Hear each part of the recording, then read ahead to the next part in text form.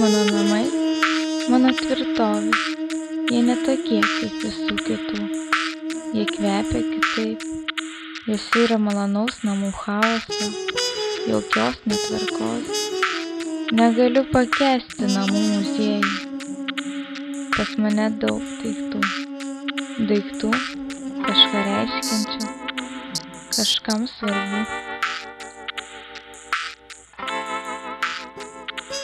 Mano namuose labai dažnai gali išgirsti tylą, užuosti vienatvę.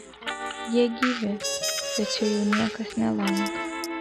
Čia kiekviename kamputyje slepiasi kada nors realybė virstančios svajonės. Daiktai, liudijantis tai. Kiekviename daikte po mažą istoriją.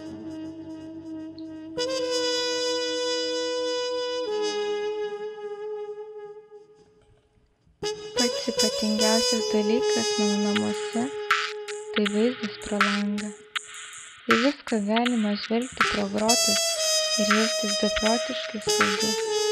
Užrakinti spyną ir nieko neįsileisti. Sėdėti tarp galybės daiktų ir būti perdėtai laiminga. Bet kam tau visi šitie daiktai, tau jų juk nereikia? Kiti nežino, kad man jų nereikia. Ir kažkas kasdien man tyliai šnabžda.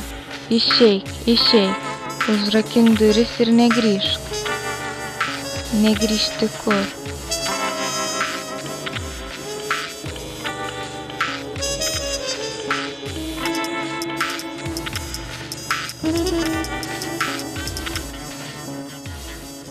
Mano namai, mano namuose tvirtovė, labai retai gali skirtis su kitų.